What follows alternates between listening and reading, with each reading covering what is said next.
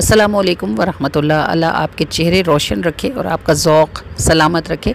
अभी हाल ही में एक नात अपलोड की मैंने, अभी लिखी थी मिलाद के फ़ौरन बाद कि वे चुक चरखा गली दे विच डावां वे माया तेरे वे खड़नू।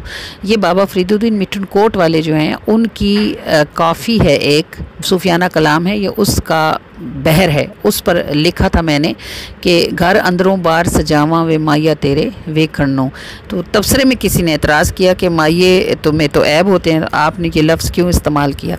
तो बात यह कि माया अगर आप किसी डेटिंग वाले शख्स को समझ लें तो वो माया हो ही नहीं सकता। माया, ढोला, ढोलन, सजना और महबूब ये मुख्तलिफ़ ज़बानों में इस्तेमाल होने वाले हम माना लफ्ज़ हैं, और इस कायनात में जब भी कभी महबूब का लफ्ज़ इस्तेमाल होगा ना तो वो सिर्फ़ महबूब आलम सल्लल्लाहु अलैहि वसल्लम के लिए होगा, इसलिए कि दो जहानों में महबूबियत का ताज सिर्फ़ आप अला नबी अलैहिस्सलातु वस्सलाम के सर पर ही लगाया गया है। बाकी सब दुनियादारी और हवस है। हाँ, अगर कोई नसीब से किसी को वाक़तन कोई ऐसा मिल जाए जो इश्क में जान देने की शान रखने वाला हो, फिर भी वो महबूब नहीं होगा, क्योंकि महबूब तो बस एक ही हैं। तो अल्लाह करीम हमारा नॉलेज थोड़ा सा बढ़ाए कि हम कुछ सीखा करें, और अल्लाह करीम सुनी गई बातों को याद रखने की तौफीक भी अता फरमाए। ये बहुत खूबसूरत सा मिलाद बहुत सारी बच्चियों के घर में है, और आपको इसकी तैयारी से पता लग रहा होगा जिन घरों में बच्चियां होती हैं, बेटियां या बहुएँ, और वो दिलचस्पी रखती हैं, उन घरों के मिलादों का रंग अलग ही होता है। बस दुआ ये है कि हमारी बेटियाँ जहाँ जाएँ वहाँ भी आप करीम सल्लल्लाहु अलैहि वसल्लम से मोहब्बत करने वाले मौजूद हों, और जो बेटियाँ हमारे घरों में आए अल्लाह ताला उन्हें भी हमारे घरों में ये चिराग हमेशा रोशन रखने वाला बना दे। ये जनाब थीम है सूरजमुखी का कुआं बनाया है इन्होंने, जिसमें से ये हदिया जो है वो निकाल रही हैं। हज़रत यूसुफ़ अलैहिस्सलाम की मुनासबत से ये कुआं बनाया गया है, और ये बहुत ही खूबसूरत सारी तैयारियों के साथ शानदार सा मिलाद सल्लल्लाहु अलैहि वसल्लम की कमेंट्स के साथ ज़रूर पूरा देखिएगा, और हमें बताइएगा आप हमें कहाँ से देखते हैं। कि हम गुनाहगारों पे तेरी मेहरबानी चाहिए, सब गुनाह धुल जाएंगे, रहमत का पानी चाहिए। और ये रहमत का पानी कहाँ से आता है? ये आपकी आंखों में होता है। जब हम अपने किसी गुनाह पे नदामत महसूस करते हैं,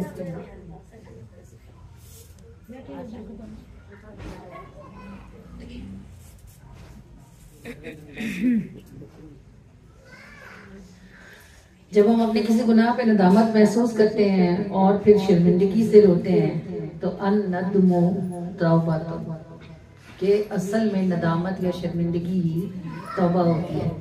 तो सारों की जैसे हर ज़मीन के हर हिस्से से चश्मा नहीं फूटता ना, ऐसे हर आंख से शर्मिंदगी का आंसू भी नहीं गिरता। तो जिन आंखों को नदामत के आंसू नसीब होते हैं वो बड़ी खुशबख्त होती हैं, क्योंकि ये नदामत का आंसू ही रहमत का पानी होता है, और रहमत का पानी हर गुनाह धोने की ताकत रखता है। कि हम गुनाहगारों पे तेरी मेहरबानी चाहिए, सब गुनाह धुल जाएंगे, रहमत का पानी चाहिए। और या इलाही दे दे हमको सदक़ाए खैरुल बशर, क्योंकि दीन और दुनिया दोनों ही में कामरानी चाहिए। जो ये चाहे ना कि उसको सिर्फ दुनिया, जिसको सिर्फ दुनिया चाहिए वो अल्लाह के दरवाजे पे रहे, और जिसको दुनिया और आखिरत दोनों चाहिए वो रसूलुल्लाह के दरवाजे पर जाए, क्योंकि अल्लाह पाक ने आखिरत में जिसको जो देना है वो महबूब की शिफात से ही देना है। फकत इतना सबब है इन इक़ादे वज़्म माशर का कि उनकी शान महबूबी दिखाई जाने वाली है। जमीन पर तो चूंकि अल्लाह ने वादा किया है कि वो रब है, इसलिए वो हर किसी को देता है। मैदान महशर में उसे ही मिलेगा जैसे मुस्तफ़ा दिलवाएंगे। तो जो ये चाहे कि वो दुनिया में भी खैर पाए और आखिरत में भी खैर पाए, तो उसे दरवाज़ा मुस्तफ़ा का ही सवाल करना चाहिए। या इलाही दे दे हमको सदक़ाए खैरुल बशर, दीन और दुनिया दोनों ही में कामरानी चाहिए। और या खुदा हमको निभा ले कि तू है बेहद करीम, या खुदा हमको निभा ले कि तू है बेहद करीम। जिंदगी और मौत में हमको आसानी चाहिए, और उम्र गुजरी है हमारी गफलतों की भीड़ में, शाम आ पहुंची है सर पर, अक्ल आनी चाहिए।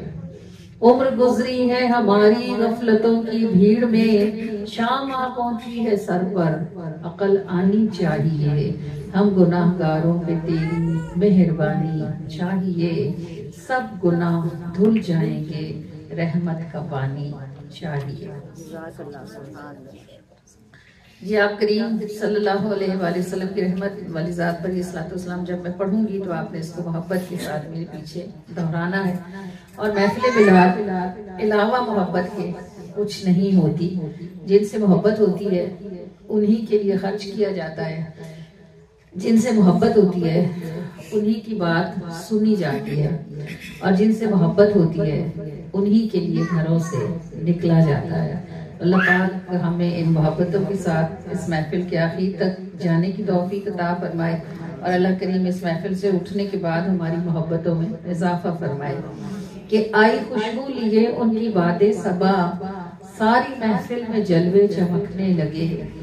आई खुशबू लिए उनकी बातें सबा, सारी महफिल में जलवे चमकने लगे। आज आका का मीलाद है लूट लो, रहमतों के खजीने हैं बटने लगे। आई खुशबू लिए उनकी बातें सबा, सारी महफिल में जलवे चमकने लगे। आज आका का मीलाद है लूट लो, रहमतों के खजीने हैं बटने लगे। और आए कितने नबी अर्श से फर्श पर, शान आका की मेरे मगर इस कदर, अर्श वाले दरूदों के गजरे लिए, ता अबद उनके दर पे उतरने लगे। सारे नबी अर्श से फर्श पर आए, और मेरे करीम जब तशरीफ लाए तो अर्श वाले भी फर्श पर आ गए, और अब कयामत तक ये अर्शी फर्शियों पर रश्क करते रहेंगे, क्योंकि ये फरिश्ते बस एक बार आते हैं, इनको दोबारा आना नसीब नहीं होता। और आप और मैं जब जाते हैं, या हम जैसे लाखों जो वहाँ मौजूद होते हैं, वो एक दिन में भी कितनी बार दर अक़दस पर हो आते हैं। तो आए कितने नबी अर्श से फर्श पर, शान आका की मेरे मगर इस कदर, अर्श वाले दरूदों के जी लाल शहबाज कलंदर अलैहिर्रहमा का जमाना है, और लाल शहबाज कलंदर जो है वो किसी जंगल की तरफ है। अल्लाह के जो वली होते हैं ना, इनका दिल शहरों में नहीं लगता, ये इनका दिल अल्लाह के साथ लगा होता है, तो अल्लाह की फितरत के करीब तरीन ही ये खुश रहते हैं। किसी जंगल में थे, कहीं करीब ही जंगल से गुजरा एक रीछ नचाने वाला। तो ये जो रीछ नचाने वाला होता है ना, इसको भी टेक्निकली इसको भी कलंदर ही कहते हैं। लाल शहबाज कलंदर है सूफियाना कलंदरी में है, और रीछ नचाने वाला जो है वो टेक्निकली कलंदर है। जैसे कि गाड़ी चलाने वाला ड्राइवर होता है, जैसे खाना पकाने वाला शेफ होता है, ऐसे रीछ नचाने वाले को कलंदर कहते हैं। तो वो लाल शहबाज कलंदर अलैहिर्रहमा की करीब से गुजरा, तो उनको वहां दरख्त के नीचे आराम करते देख के रुक गया। उसने कहा छाँव ठंडी है, थोड़ी देर मैं भी रुक लूं। खड़ा हो गया। तो लाल शहबाज कलंदर अलैहिर्रहमा ने उससे पूछा, मियाँ कौन हो, कहाँ से आए हो? कहने लगा, जी हम कलंदर हैं। तो आप हंस पड़े, क्योंकि आप भी कलंदर थे। तो आपने, वो कहने लगा आप कौन है?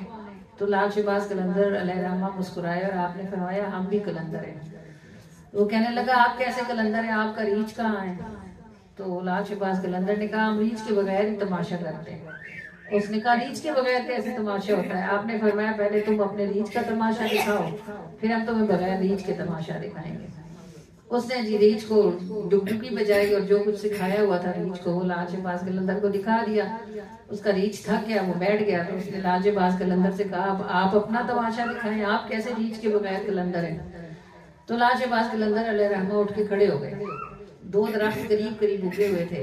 आपने उन दरख्तों के ऊपर ऐसे दरमियान में हाथ रखा, और उसको बोला इस हाथ के नीचे से गुजर जाओ, पीछे मुड़ के ना देखना, आगे तमाशा है। वो बड़ा हैरान हुआ, आगे कुछ दिखता ही नहीं था। वो जैसे ही हाथ के नीचे से गुजरा और आगे हुआ, तो उसने देखा कि ढेरों घोड़सवार दौड़ते हुए उसकी तरफ आ रहे। उसकी जान निकल गई। उसने कहा पता नहीं अब ये मुझे क्या करेंगे। वो जैसे ही करीब आए, उन्होंने आके घोड़े से उतरे, तो एक बड़ा अच्छी लिबास वाला आदमी आके उसके कदमों में गिर गया और कहने लगा बादशाह सलामत, आप किधर गुम हो गए थे? आपको ढूंढ ढूंढ के हम सारे बेहाल हुए हैं, और मलका का तो कोई हाल ही नहीं है। वो सारी रात रोई और सोई नहीं, और उन्होंने अभी तक कुछ नहीं खाया। आप लिबास तब्दील कीजिए और हमारे साथ शाही सवारी पर सवार हो जाइए कि आपको महल पहुंचाया जाए। वो तो हैरत के मारे चुप था, उसकी तो आवाज भी ना निकलती थी। उन्होंने उसे उठाया, उसको जो हमाम उनके पास वहाँ मुयसर था, इमरजेंसी अरेंजमेंट में उसको वहाँ गुस्ल करवाया, उसका लिबास तब्दील करवाया, उसको शाही सवारी पे बिठाया, उसको महल में पहुंचाया। जैसे ही वो महल में दाखिल हुआ तो ये खूबसूरत औरत ताज लगे हुए कीमती लिबास पहनी दौड़ती हुई आई और उसके गले में उसने बाजू डाल दिया और कहने लगी, सरताज आप कहाँ गुम हो गए थे? हम कल से इतने शदीद परेशान हैं, आइए, हमने अभी तक खाना नहीं खाया। उसको ले जाया गया था, जबरदस्त किस्म का खाना लगा हुआ था, उसने कभी जिंदगी में देखा भी नहीं था। उसने खाना खाया और वो मलका और वो जनाब अपनी ख्वाबगाह में चले गए और वो बादशाह बन गया। और 1 साल गुजरा, 2 गुजरे, फिर 3 गुजरे, 4 गुजरे। अल्लाह ने उसको 2 बेटे 1 बेटी अता फरमाई और वो बच्चे जो थे वो फिर महल में बढ़ते रहे, वो बादशाह ही रहा। उसके बच्चे बड़े हो गए, जवान हो गए, शादियों तक की नौबत आई, उम्र गुजर गई। एक दिन ऐसे ही तन्हा अकेला कहीं दरिया के किनारे निकल गया, तो दरिया के किनारे चलते चलते उसे पुरानी बात याद आई, तो हंस पड़ा। अपने दिल में कहता होगा कि कलंदर ने बगैर रीछ के तमाशा कितना शानदार दिखाया। हंस पड़ा और दरिया के किनारे चलते चलते वो कहीं उसी जंगल के किनारे पहुंच गया।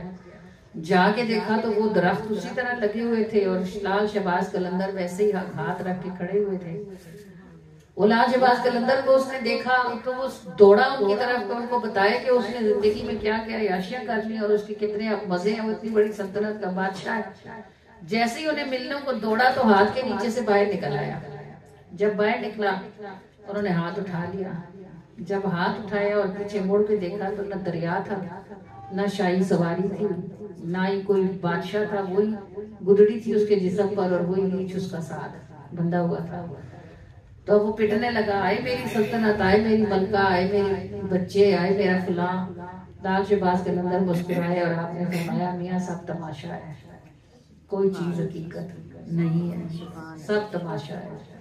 तो ये अल्लाह के वली जिनके दिलों के अंदर अल्लाह रहता है, उन्हें इस पूरी कायनात में किसी एक जर्रे के अंदर से भी कुछ भी निकाल लेने की ताकत उनको अल्लाह ने अता फरमाई कर दी हुई है। जिदे अंदर वस्ता माही उन्हों हेठ जहां दी शाही।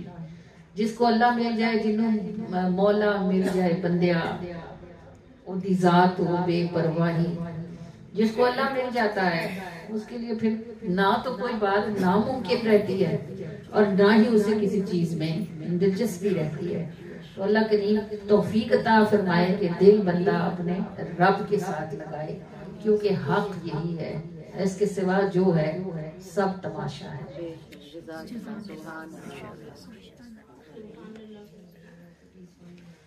अल्लाहु अल्लाह अल्लाह अल्लाहु अल्लाह अल्लाह अल्लाहु अल्लाह अल्लाह अल्लाहु अल्लाह अल्लाह ला इलाहा इल्लल्लाह ला इलाहा इल्लल्लाह ला इलाहा इल्लल्लाह ला इलाहा इल्लल्लाह।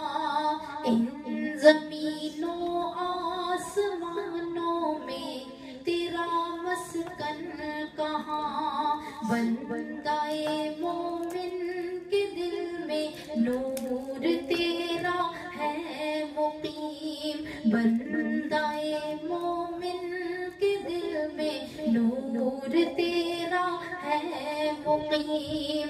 अल्लाहु अल्लाह अल्लाह अल्लाहु अल्लाह अल्लाह अल्लाहु अल्लाह अल्लाह अल्लाहु अल्लाह अल्लाह ला इलाहा इल्लल्लाह ला इलाहा इल्लल्लाह ला इलाहा इल्लल्लाह ला इलाहा इल्लल्लाह।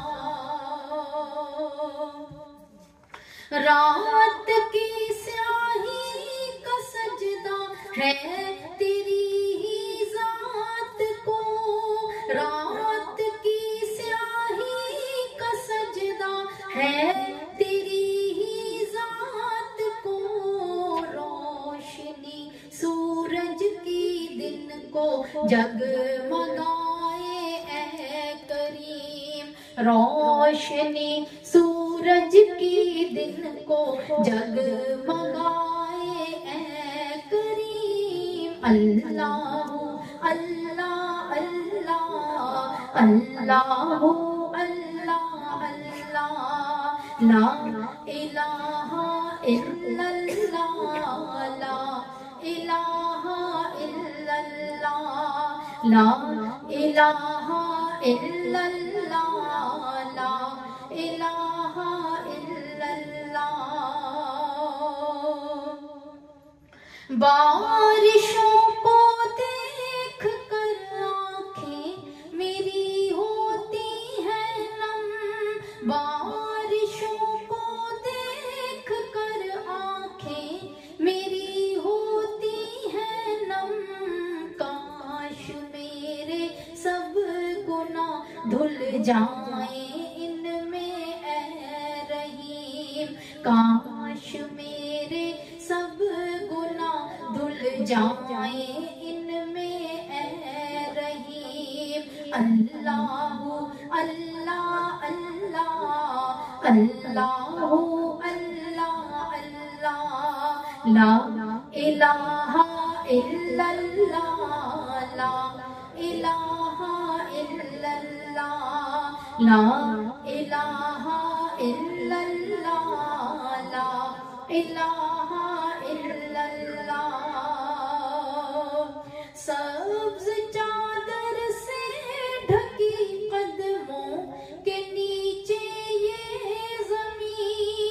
सब्ज चादर से ढकी कदमों के नीचे ये ज़मीं। दिल को चुपके से कहे रब है तेरा बेहद हलीम।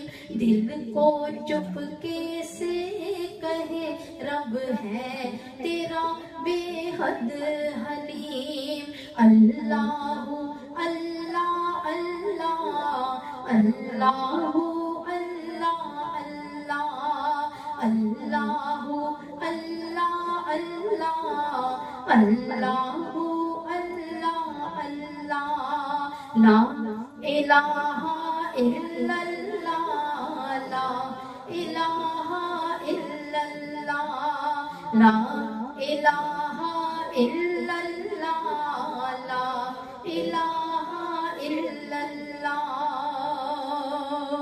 फूल की पत्ती सितारों की किरण ठंडी हवा। फूल की पत्ती सितारों की किरण ठंडी हवा। देख कर मैं सोचती हूँ हुस्न तेरा ऐ अजीम। देख कर मैं सोचती हूँ हुस्न तेरा ऐ अजीम। अल्लाह अल्लाह अल्लाह। जिंदगी का एक रास्ता भी ऐसा नहीं छोड़ा जिस पर चलने का तरीका ना बताया हो। वो घरेलू जिंदगी हो, आज तक कभी ये बात नापसंदीदा समझी जाती है कि मियाँ बीवी के दरमियान जो बातचीत होती है घर के अंदर, उसको बाहर डिस्कस किया जाए, मना किया गया है इस बात से। लेकिन आप सल्लल्लाहु अलैहि वसल्लम की खानगी जिंदगी की हर बात किताबों में तहरीर है। आप सल्लल्लाहु अलैहि वसल्लम कैसे सिपहसालार थे, आप कैसे ताजिर थे, आप कैसे शौहर थे, आप कैसे बाप थे, आप कैसे दोस्त थे, आप कैसे लीडर थे, आप कैसे जर्नैल थे, आप कैसे ताजिर थे। कोई रास्ता आप चलना चाहें, आप टीचर कैसे थे, हर रास्ते पर सितारे मौजूद हैं। और नबी पाक सल्लल्लाहु अलैहि वसल्लम के तर्ज अमल की रोशनी वहाँ हमारे लिए मौजूद है। जिंदगी के रास्तों में अनहोनियों से बचने, मुसीबतों से निकलने, परेशानियों से बचने और खैर में बरकत डालने के लिए महबूब सल्लल्लाहु अलैहि वसल्लम ने सदका और खैरात करने का हुक्म दिया है। और वो भी इस तरह कि अगर आप दाएं हाथ से दें तो बाएं को पता ना चले, मतलब नेकी करें और उसे अल्लाह के लिए करें, अल्लाह के बंदों के लिए ना करें। एक नौजवान था, किसी मजदूरी फकीर था, बल्कि भीख मांगना उसका पेशा था, किसी के आगे हाथ फैलाता था। किसी बुजुर्ग के आगे हाथ फैलाए उसने, तो कहने लगा फकीर को कुछ दे दो कि वो रोटी खाए। दो जो बुजुर्ग थे उन्होंने उससे कहा कि तुझे मैं बादशाह बनने का नुस्खा ना बताऊं, तो वो हंस पड़ा। कहने लगा मुझे एक वक्त का खाना भी दुश्वार है, वो भी आपसे मांगता हूँ तो आप मुझे बादशाह बनाएंगे। तो बुजुर्ग ने कहा मेरे पास वाकई वो नुस्खा मौजूद है। अब अगर मुआहिदा तय कर लेते हैं, अगर तो मैं तुझे बादशाह बनाने में कामयाब हो गया तो तू मुझे हर साल हज कराएगा, और अगर मैं तुझे बादशाह बनाने में कामयाब ना हो सका तो तेरी सारी जिंदगी की किफालत मेरी जिम्मेदारी होगी। वो वकील खड़ा हो गया। तो बात इंटरेस्टिंग थी, उसकी मतलब की थी। उसने कहा आप कहना क्या चाहते हैं? बुजुर्ग ने कहा ये बताओ कि तेरे पास कितने पैसे हैं? उसने कहा सुबह से अब तक 30 रुपए कमाए हैं। उन्होंने कहा जाओ जलेबियां लेके आओ। वो जलेबियां लेके आया। उन्होंने बुजुर्ग ने कहा ये जो सामने मजदूर बैठे हैं ना चौक में, सारे मजदूरी के लिए, जाओ इन सबको अल्लाह के नाम पे दे आओ।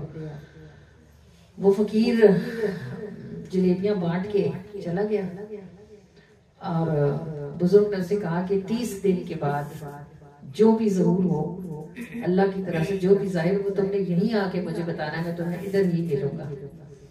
3 दिन न गुजरे थे कि वो फकीर छलांगे लगाता, उछलता कूदता आया और कहने लगा ये देखे मेरा 30 लाख का बॉन्ड निकल आया। वो बुजुर्ग उसकी बात सुनकर मुस्कुराए और उन्होंने कहा ये कहाँ से आया? उसने कहा मैं फलां दफ्तर के बाहर भीख मांग रहा था, वो कोई क्लर्क था, उसके पास पैसे नहीं थे, उसने मुझे बॉन्ड ही दे दिया। तो वो बुजुर्ग मुस्कुराए और उन्होंने उसको कहा कि ये फिर 30 लाख तेरे तो ना हुए, ये तो उस क्लर्क के हैं जिसका बॉन्ड था। तो वो अब फकीर आए पाए शायद करने लगा। उसने कहा मुझे दे दिए थे। वो बुजुर्ग ने फरमाया उसने तुझे सिर्फ 10 रुपए दिए थे ना, इसमें से 10 रुपए तेरे हैं, ये बॉन्ड उसका है, जाओ और उसको ये पैसे लेके आ। फकीर का दिल तो ना मानता था, लेकिन अंदर से उसको ये शौक भी था कि मैं बादशाह बनूं।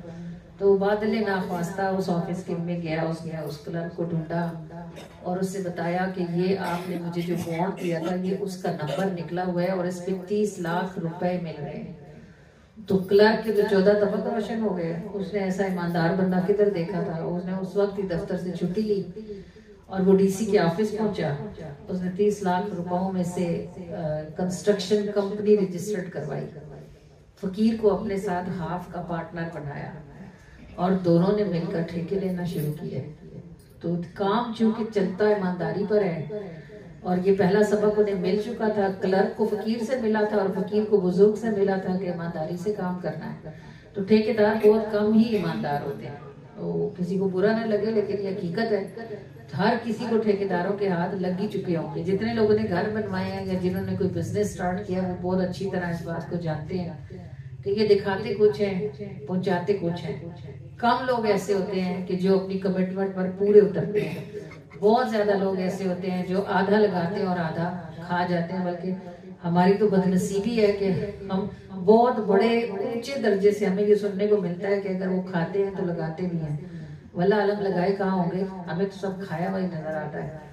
तो वो ठेकेदारी शुरू की, ईमानदारी से काम शुरू किया, तो वो दिन दुगनी रात चौगनी तरक्की होती गई। अब उनका बहुत बड़ा ऑफिस है और अब क्लर्क के बच्चे और फकीर के बच्चे उस ऑफिस में काम करते हैं और वो हर साल उन बुजुर्ग को हज पर भेजते हैं और शाम में 1 घंटा निकाल कर गली गली मोहल्ले मोहल्ले जाकर लोगों को फकीर से बादशाह बनने का तरीका बताते हैं। और फकीर से बादशाह बनने का ये सफर सिर्फ 30 रुपए के उस खैरात पर शुरू हुआ था जिसकी जलेबियां उस फकीर ने मजदूरों को बांटी थी। हर एक रास्ता जिस पर आप पांव रखकर चलना चाहते हैं, शैतान की उंगली पकड़ के ना चलें, रसूलुल्लाह का दामन थाम कर चलें। बज़ाहिर देखने में शैतान की उंगली वाला रास्ता फूलों से भरा नजर आता है और रसूलुल्लाह के दामन वाला रास्ता मुश्किल दिखता है, लेकिन हक ये है जब दज्जाल जाहिर होगा ना तो उसके पास एक हाथ में आग होगी और दूसरे हाथ में बाग होगा। तो वो लोगों से कहेगा कि जो मुझे सजदा करेगा उसको इस बाग में दाखिल करूंगा और जो इनकार करेगा उसको आग में दाखिल करूंगा। अब ये सही हदीस में से एक हदीस है कि जो लोगों को बाग देखता होगा वो आग होगा और जो आग दिखती होगी वो बाग होगा, और ये लोगों को उसमें दाखिल होने के बाद पता चलेगा। तो बिल्कुल ये इसी तरह ही है, शैतान का रास्ता बाग ही दिखता है मगर वो आग होती है, और हुजूर के दामन थाम कर चलने वाला रास्ता दिखने में आग ही लगता है लेकिन होता वो बाग ही। तो आप जिंदगी के किसी भी शोबे में पाँव रखें, बहुत जरूरी नहीं है कि आप वर्किंग वूमेन ही बने, आप हाउस वाइफ बने, दामन रसूलुल्लाह का थाम लें, सितारे ही सितारे आपके मुंतजिर होंगे। चलना मुश्किल जरूर होता है लेकिन जब आप चलना शुरू कर देते हैं तो रोशनियां, रंग और खुशबुएं सब आपके पीछे हाथ बांध के चलती हैं। मुश्किलें जरूर आती हैं। कल हम कहीं बयान कर रहे थे, बड़ा खूबसूरत एक बात वहाँ थी कि अल्लाह ताला आपसे ये नहीं कहता कि रास्ता हमवार होगा, अल्लाह कहता है मैं आपके साथ हूँ। तो जब आप अल्लाह के साथ चलते हैं तो फिर आप गिर नहीं सकते, और अगर गिर जाए तो आपको गिरे रहने दिया जाता नहीं है। यही सीखने की बातें हैं जिन्हें उठाने के लिए ये महफिलें सजाई जाती हैं। अल्लाह करीम हमें सिर्फ सुनने की नहीं, उठाने की और साथ ले जाने की तौफीक अता फरमाए।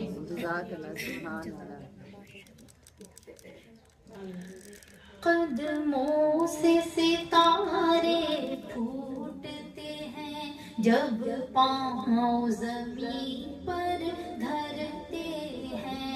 कदमों से सितारे फूटते हैं जब पाँव ज़मीन पर धरते हैं। हर ज़र्रा कमर बन जाता है, नालैन जहाँ पर रखते हैं। हर ज़र्रा कमर बन जाता है, नालैन जहाँ पर रखते हैं।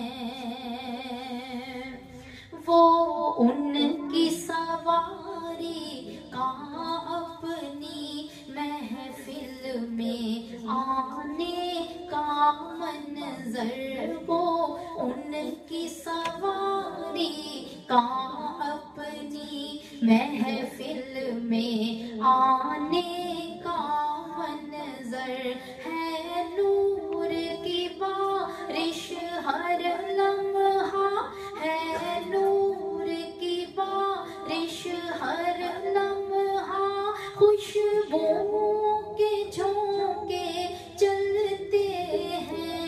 है नूर की बारिश हर लम्हा, खुशबुओं के झोंके चलते हैं। खुशबुओं के झोंके चलते हैं, खुशबुओं के झोंके चलते हैं।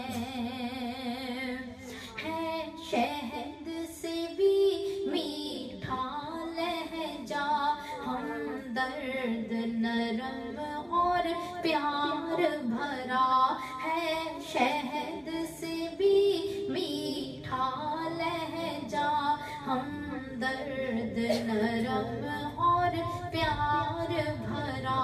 वो हाल किसी से पूछ ले तो, वो हाल किसी से पूछ ले तो, मरने वाले जी उठते हैं। वो हाल किसी से पूछ ले तो, मरने वाले जी उठते हैं। वो हाल किसी से पूछ ले तो, मरने वाले जी उठते हैं। वो आँख उठाए जिसकी तरफ रब की रहमत है, उसकी तरफ वो आँख उठाए जिसकी तरफ रब की रहमत है, उसकी तरफ जो उन कदमों से जुड़ जा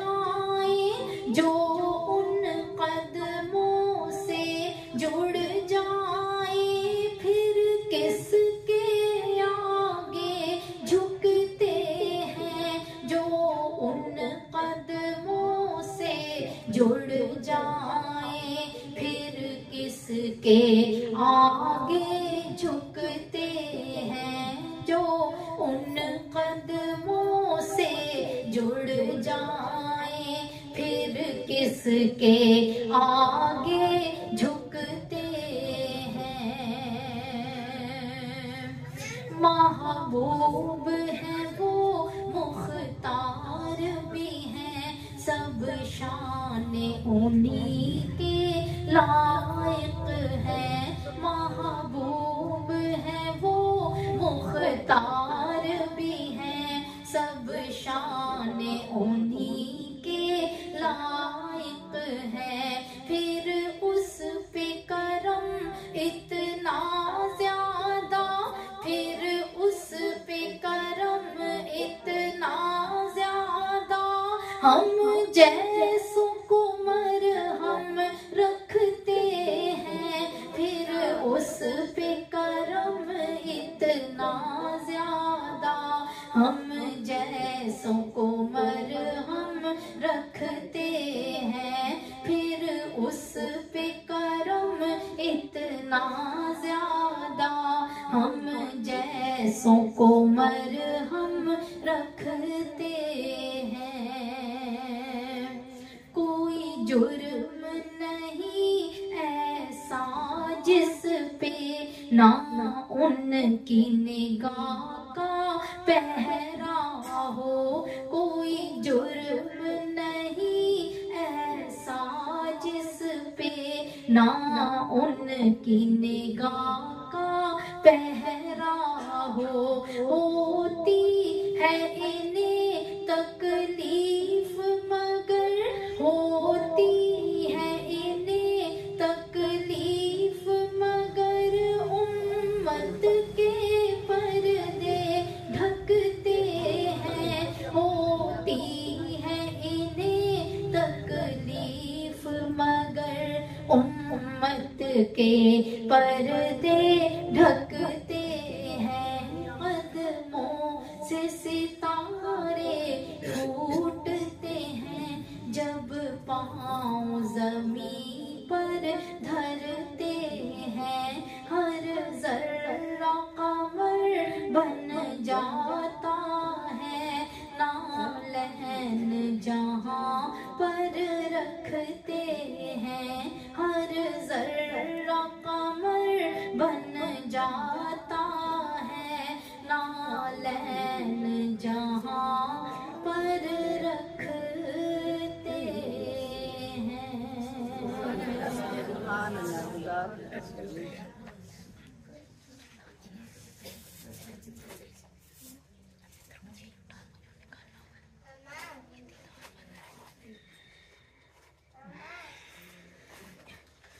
मेरे आका करम हम पर भी जो इस बार हो जाए।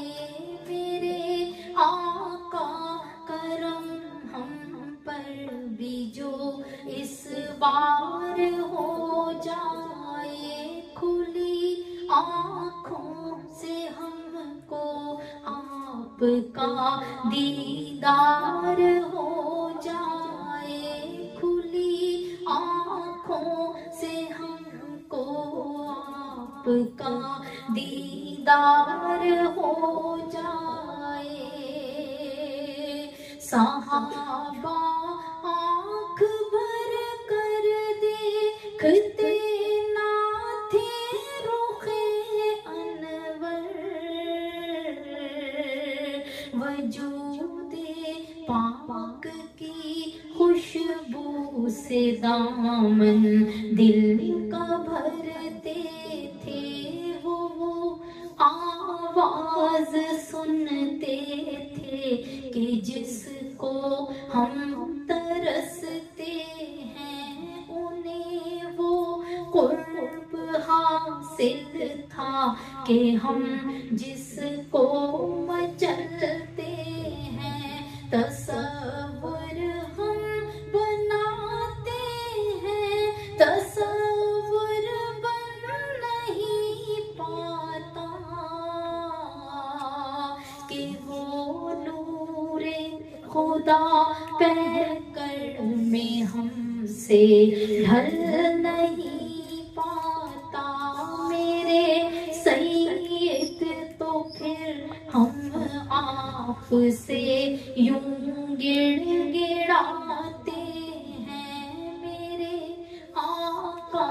करम हम पर भी जो इस बार हो जाए, खुली आँखों से हमको आपका दीदार हो जाए। सल्ले अला नबी सल्ले अला मुहम्मद, पढ़िए सल्ले अला शफीएना, सल्ले अला मुहम्मद।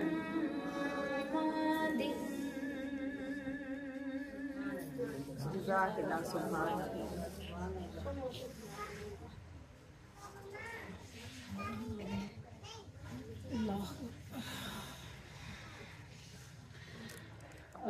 2008 में जब हम हज के लिए गए थे, तो ये 2008 का दिसंबर था और 2009 में गालिबन हम वापस आए थे। गालिबन 9 में गए थे तो 10 में वापस आए थे। दिसंबर था और दिसंबर यहाँ जितना गर्म ठंडा होता है ना, उतना ठंडा दिसंबर सऊदीया में नहीं होता। थोड़ी थोड़ी ठंड होती है लेकिन वो अच्छी लग रही होती है ना। तो हज पर जब आप जाओगे ना, अल्लाह आपको नसीब करे। हज का रश देखे बगैर समझ नहीं आता।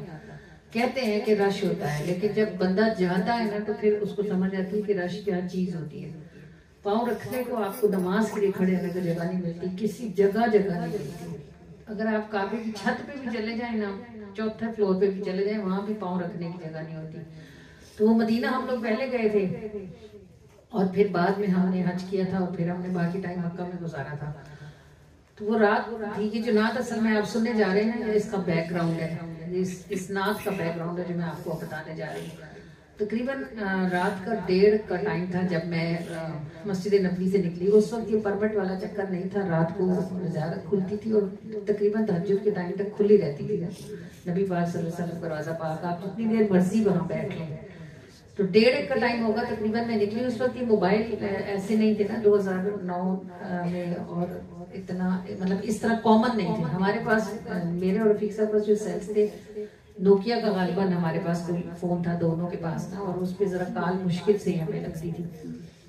तो मैं जब बाहर निकली तो होटल जो था वो हमारा थोड़ा सा आगे था, जरा सन्नाटा सा होता था। तो मेरी हिम्मत नहीं हुई कि मैं अकेली जाऊँ। तो रोजा पाक गुंबद खजरा के बिल्कुल सामने वाला जो सहन है ना, जहाँ गेट लगे हुए हैं, अभी आप अल्लाह करे कि आप आंखों से देखो और आपको समझ आए। ये मेरे पास तो इस दफा मैं गई थी तो ये पिक मेरे पास बनी हुई है। ठहरे आपको दिखाऊं, शायद आपको समझ आ ही जाए। ये देखें, ये सुनहरी जालियां हैं।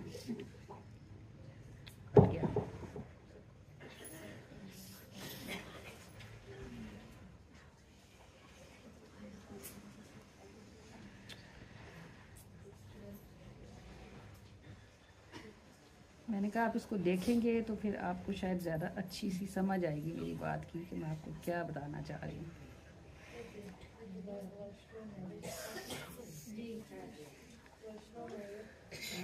ये देखिए, ये रोजा पाक की जालियां मुबारक है ना, अल्लाह आपको आंखों से देखना नसीब करे। इसके ऊपर एक गुंबद खजरा है, ठीक है। और ये जो जालियां मुबारक है ना, ये अभी आप तो ऐसे देख रहे हो ना, यूं। ये नबी पाक सल्लल्लाहु अलैहि वसल्लम के कदमों की सिमत है ना। इस सिमत से अगर आप बाहर निकले ना, ऐसे जालियां एंड होती हैं, तो सामने बड़ा सा सहन है, उसके सहन की बाउंड्री पे दीवार है और उस दीवार के पीछे जन्नतुल बकी वाला कब्रिस्तान है। तो मैं ऐसी बैठी थी, यानी ये आप ये सब करेंगे, जालियां है ना, ये कदमैन शरीफ है और ये आखिरी इधर दीवार है, जैसे आप ये दीवार समझते। इस दीवार के साथ ना एक फैमिली बैठी हुई थी, कोई अरब के लोग थे ना, अरबिक थे, उनके बच्चे थे, वो खुद थी चादर डाल के बैठी हुई थी। तो मैं भी बैठ गई ऐसे उनके साथ जाके, थी मैं अकेली बिल्कुल। उस वक्त वहाँ शुरते होते थे ना, बैठने नहीं देते थे इस तरह। तो वो एकदम मेरे पास शुरता आया और उसने उस अरबी औरत को भी बोला कि भाई यहाँ से उठो ना, इधर क्यों बैठी हो।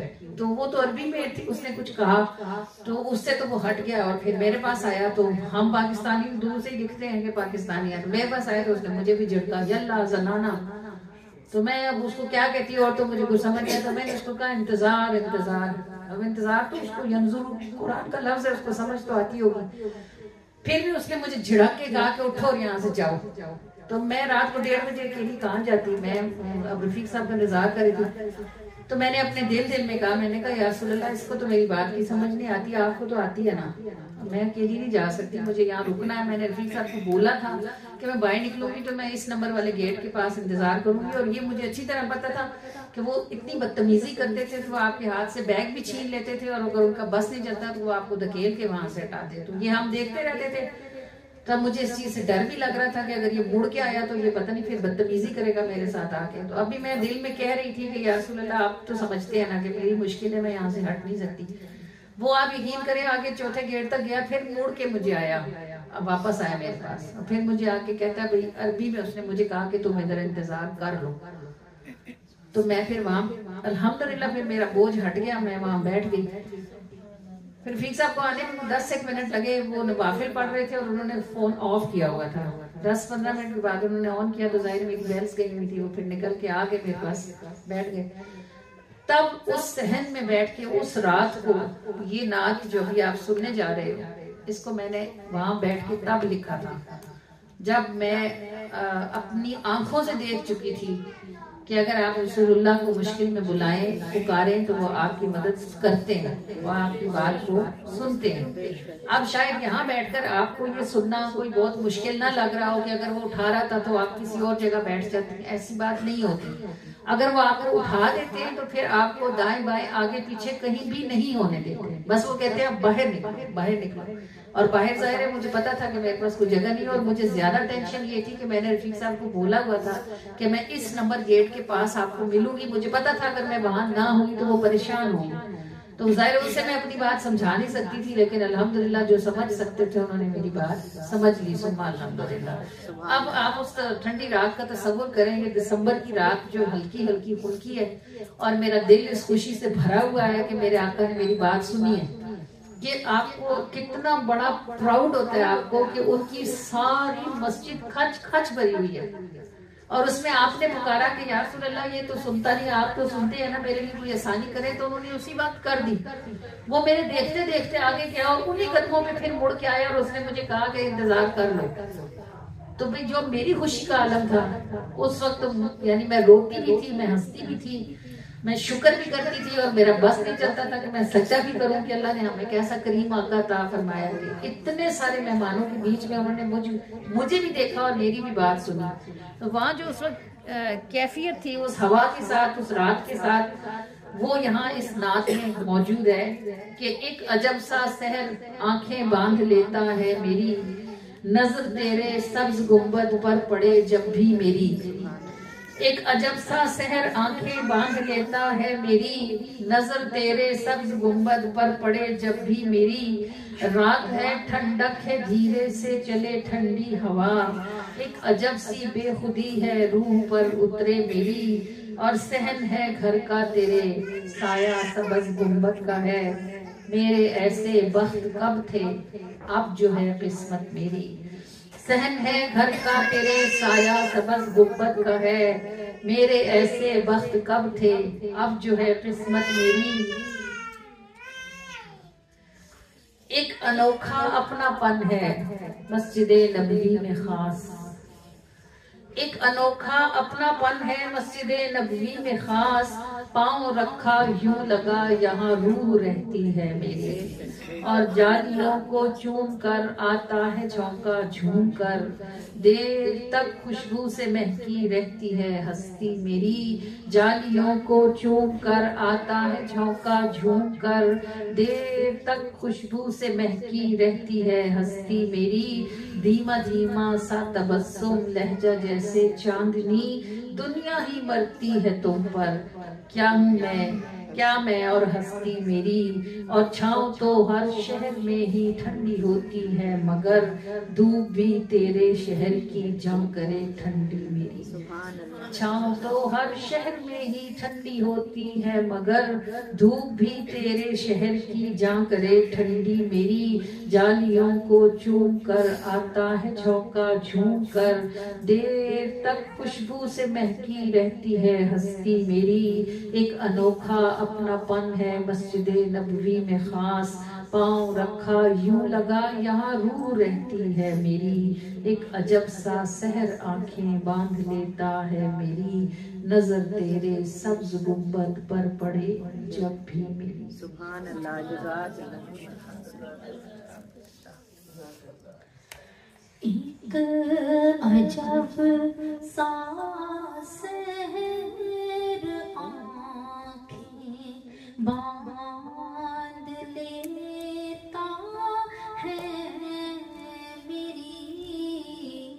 मेरी, नज़र तेरे सब्ज़ गुंबद पर पड़े जब भी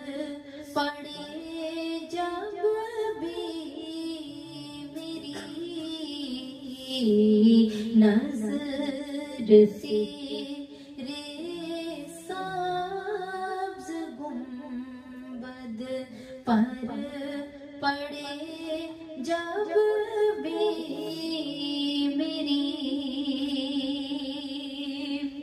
रात है ठंडक है धीरे से चले ठंडी हवा, रात है ठंडक है धीरे से चले ठंडी हवा।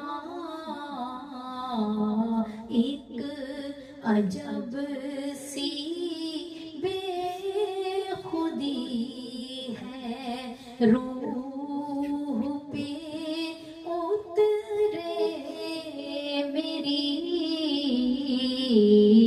एक अजब सी बेखुदी है रूह पे उतरे मेरी,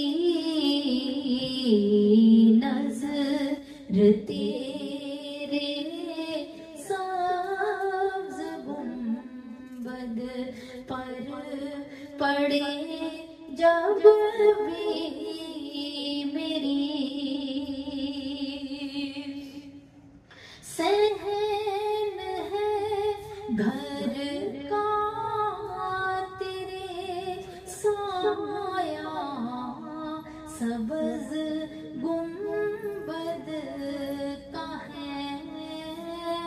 सहन है घर का तेरे साया, सब्ज़ गुंबद का है।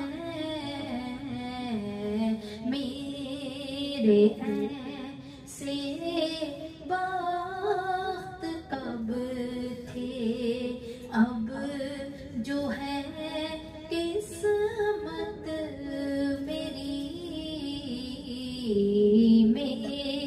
मेरे ऐसे वक्त कब थे, अब जो है किस्मत मेरी। नज़र तेरे सब्ज़ गुंबद पर पड़े जब भी मेरी। एक अनोखा अपनापन है मस्जिदे नबवी में खास, एक अनोखा अपनापन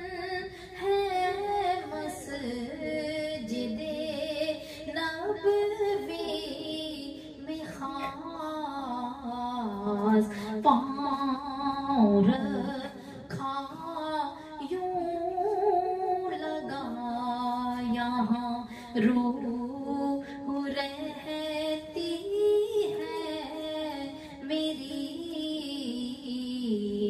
पाँव रखा यूं लगा यहाँ रूह रहती है मेरी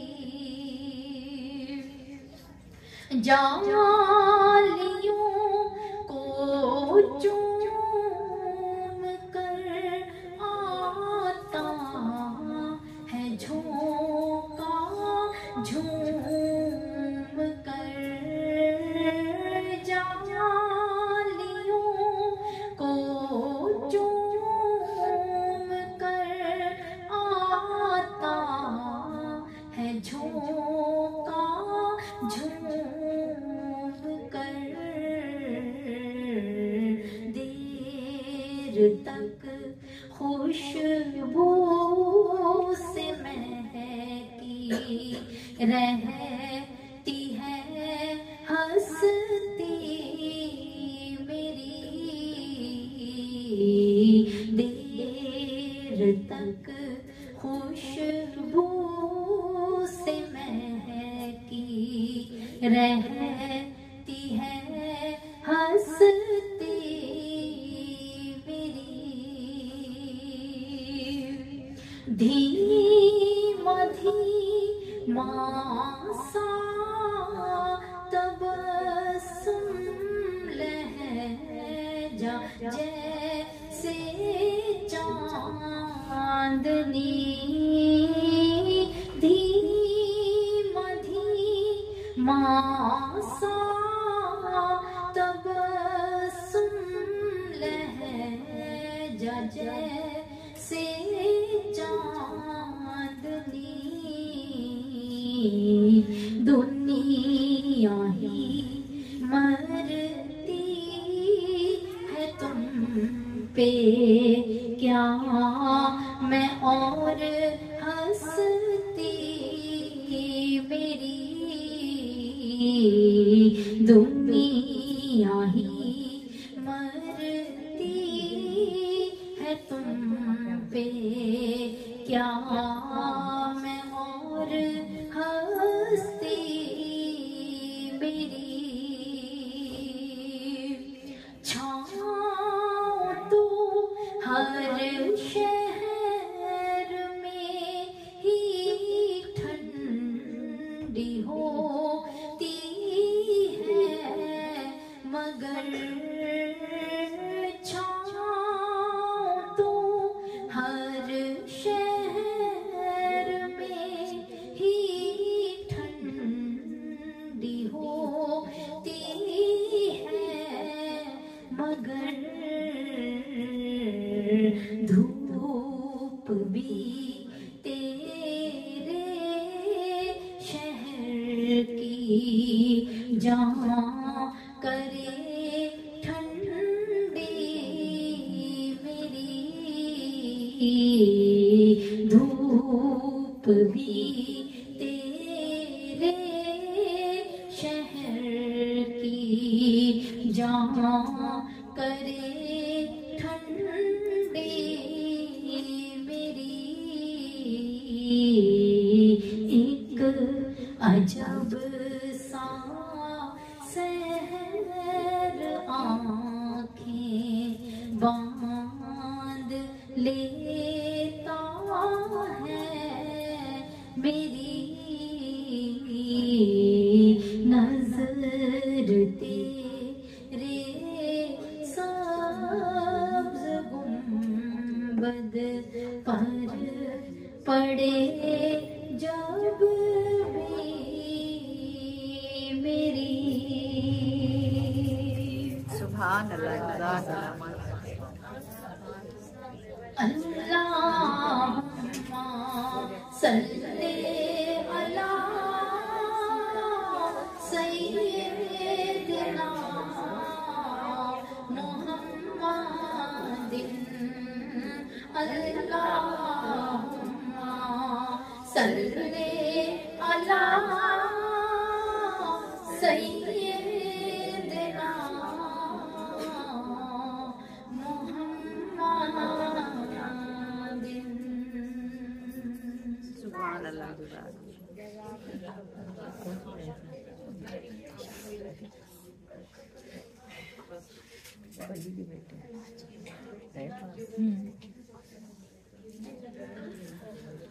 मौलाना करमल्लाह वजह करीम से किसी ने पूछा, आप सल्लल्लाहु अलैहि वसल्लम ने फरमाया ना कि अल्लाह मदीनतुल इल्म वाली हूँ बाबुहा, कि मैं इल्म का शहर हूँ और अली उस शहर का दरवाज़ा है। तो दानाई और हिकमत की जो भी बात आपको सुनने को मिलेगी वो हज़रत अली ही की बयान करता होगा। और हज़रत अली ने एक चीज़ होती है फसी होना और एक चीज़ होती है बलीग होना। फसी वो होता है जो यानी जिसके पास लफ्जों की कमी नहीं होती, और बलीग वो होता है जो बहुत थोड़े से लफ्जों में बहुत बड़ी सी बात को बयान कर देता है। ये दोनों ही शान हज़रत अली करमल्लाह वजह करीम को नसीब है। किसी ने हज़रत अली से पूछा कि ये बताइए, उसने कहा बस चंद लफ्जों में ये बता दीजिए कि मौत क्या है। तो हज़रत अली ने फरमाया मौत जिंदगी है। वो बड़ा हैरान हुआ, उसने कहा ये क्या बात है। हज़रत अली करमल्लाह वजह करीम ने फरमाया जब तुम अपनी माँ के पेट में थे तो तुम वहीं जिंदा थे, और तुम्हारे ख्याल में वहां से बाहर आना तुम्हारी मौत थी, क्योंकि नाफ कट जानी थी तो नाफ का कटना मौत ही होता है। फरमाया माँ के पेट से इस दुनिया में आना तुम्हारे लिए मौत था, फिर इस मौत ने तुम्हें एक नई जिंदगी बख्शी। बिल्कुल इसी तरह इस दुनिया से कब्र के पेट में जाना तुम्हारे लिए मौत है, और ये मौत असल में एक और जिंदगी का दरवाजा है। तो जान लो कि मौत ही जिंदगी है, ये दरवाजा है। जब तुम एक मौत से गुजरते हो तो एक जिंदगी में दाखिल होते हो, और जब इस दुनिया की जिंदगी से मरोगे, मौत में दाखिल होगे, तो इससे अगली जिंदगी में दाखिल हो जाओगे। ये किस कदर आसान और किस कदर फसी और कितनी बलीग तारीफ है कि जिस मौत से हम खौफ खाते रहते हैं उसकी हकीकत हज़रत अली ने कैसी शानदार बयान की है। हाँ, ये जरूर है कि जब हम दुनिया की जिंदगी मरने के बाद मौत के दरवाजे में दाखिल होंगे तो अगली जिंदगी हमारी अपनी कल्टीवेटेड होगी। मतलब जो हमने अपने खेत में बोया होगा वो ही अगली जिंदगी में काटने के लिए हमारे पास मौजूद होगा। कोई बादशाह था ना, उसने अपने 3 वजीरों को कहा कल सुबह 3 थैले ले आना और शहर के बेहतरीन फल चुन के लाना, शाम तक का टाइम है तुम्हारे पास। वो वजीर थे, उन्हें बुरा तो बड़ा लगा कि हमारे तो नौकर भी ये काम करने का हमारे से करवाया। बहरहाल वो बागों वाली साइड पे चले गए। अब एक ने जो है वो सोचा, वो जरा सुस्त था, निकम्मा, उसने कहा बादशाह ने मौजा साथ थैला ही खा जाना है। नीचे नीचे उसने सारे घास फूस पत्ते भूसा भरा और ऊपर उसने 2 तहे बड़े शानदार रसीले और मीठे फल भर लिए। थैला जल्दी भरा गया। वो बाकी टाइम उसने आराम किया। जो दूसरा था उसने आधा थैला तो अच्छे फलों का भरा और बाकी आधा उसको जो हाथ आया उसने डाले। नीचे उसने कचरा मचरा भरा। उसने भी यही सोचा कि बादशाह भी कौन सा सारे ही खाएगा, अगर हाथ भी मार के देखेगा तो आधे तक ही जाएगा ना, इतना ही निकालेगा। उसने भी आधा तो कचरा डाला और आधा अच्छा डाल दिया।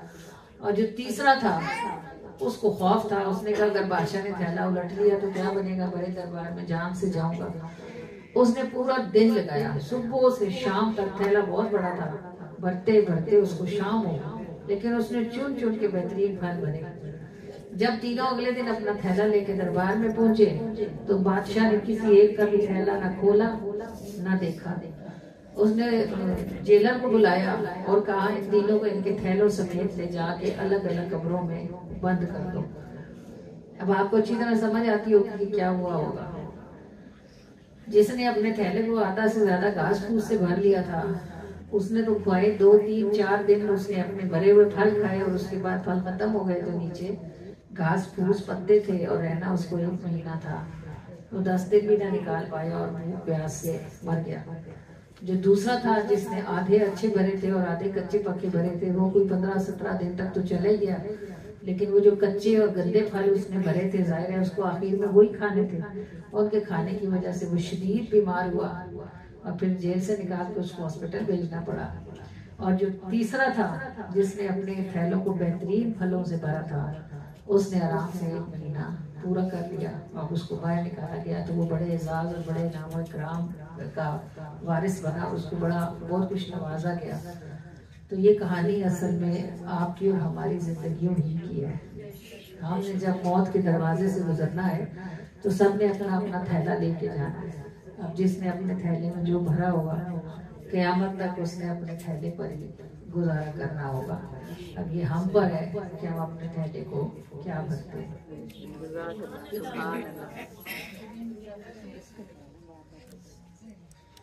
सब्ज पोश आए थे, सुर्ख रूह हुए सारे। सब्ज पोश आए थे, सुर्ख रूह हुए सारे। करबल के शहजादे, करबल के शहजादे, सब अली के बेटे हैं। करबल के शहजादे, सब अली के बेटे हैं। करबल के शहजादे, दायमी सितारे हैं, सब खुदा के प्यारे हैं। खाके करबला तूने चांद जो समेटे हैं। खाके करबला तूने चांद जो समेटे हैं। करबल के शहजादे, सब अली के बेटे हैं। करबल के शहजादे, करबल के शहजादे। नूर का तजल्ला है, फर्श भी मुअल्ला है। आसमान झुकता है, या हुसैन लेटे हैं।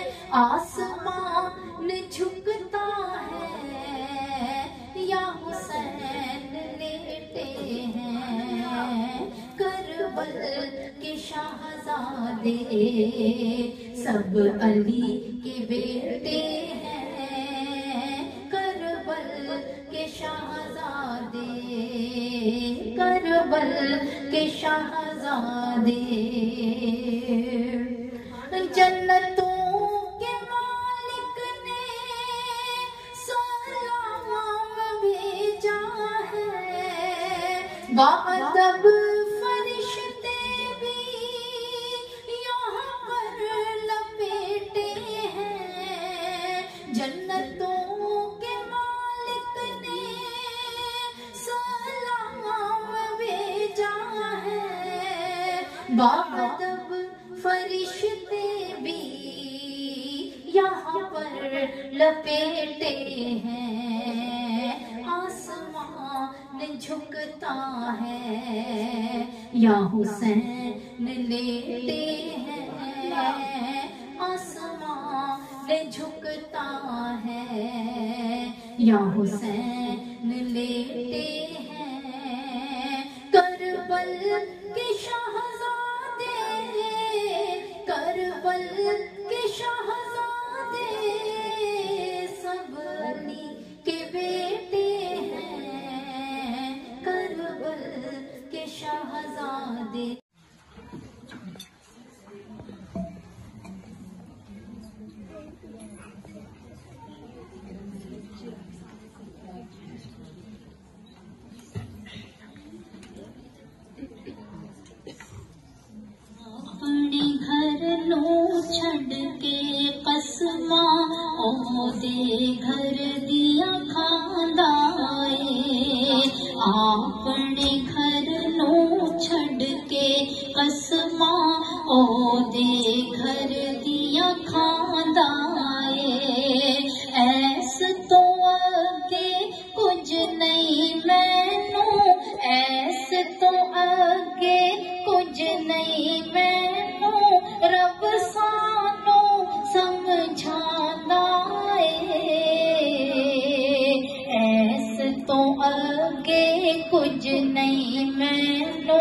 रब सानू समझांदा है।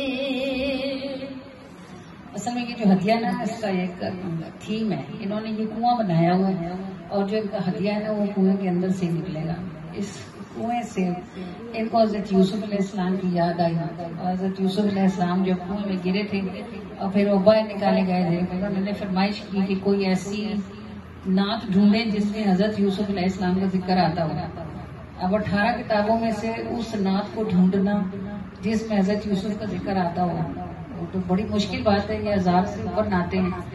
तो ये कल फरा मुझसे पूछ रही थी कि ऐसी कोई नात है जहाँ हज़रत यूसुफ का जिक्र आता हो। इन्होंने एक आध लफ्ज़ बोला तो मुझे याद आया कि कोई ऐसी चीज़ है जिसमें जे यूसुफ ते इल्ज़ाम लगे गल बच्चे तो करवांदा है ते सोने दे अहद दी गल होवे ते आप गवाही वादा है। तो वो जरा कुछ मेरे जहन में आया, समझ तो ये फर्क कोई आई थी लेकिन थोड़ा सा फिर उसका मिसरा मेरे जहन में आया तो मैंने कहा है तो सही, लेकिन अब ये मिलेगा कैसे? कितनी किताबें खोलेंगे और कितनी नातें देखेंगे तो हमें पता चलेगा कि ये इस वाली किताब में है। तो अल्हम्दुलिल्लाह कि आज सुबह फर्क को याद आ गया कि ये मेरी 5वीं किताब जब छपी थी उसकी है ये नात। और ये जो ये इनका थीम है उसके हिसाब से ये शेर है कि हज़रत यूसुफ अलैहिस्सलाम को उनके भाइयों ने कुएं में फेंक दिया था, आपको पता है ना। और उन्होंने फिर जब कुएं से निकाला था उनको काफिले वालों ने, फिर भी वो जाकर काफिले वालों को उन्होंने कहा कि ये हमारा गुलाम है, भाग गया था, हम इसको बेचना चाहते हैं अगर तुम खरीदते हो। निस्फ दिरहम में हज़रत यूसुफ को बेचा था उन्होंने।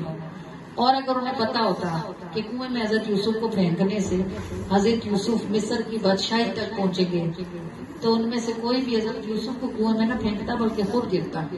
ये अल्लाह के काम है। अल्लाह ताला ने हज़रत यूसुफ पर होने वाले जुल्म को रोका नहीं, लेकिन उसी जुल्म के बीच में अल्लाह ने यूसुफ अलैहिस्सलाम को मिस्र की बादशाही अता फरमा दी। तो ये थीम इनका आपको समझता पाना था जब आपको ये पता चलता कि इन्होंने बनाया क्या है।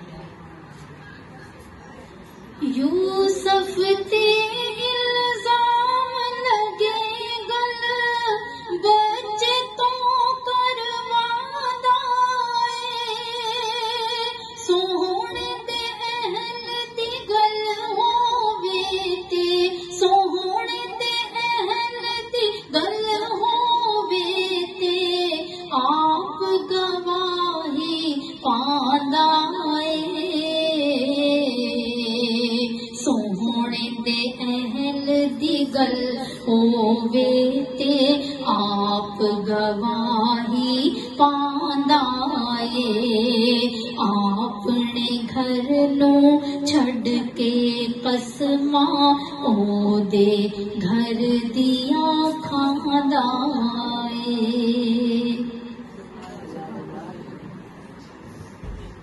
जब इधर करें इसमें से ये निकलेगा कैसे?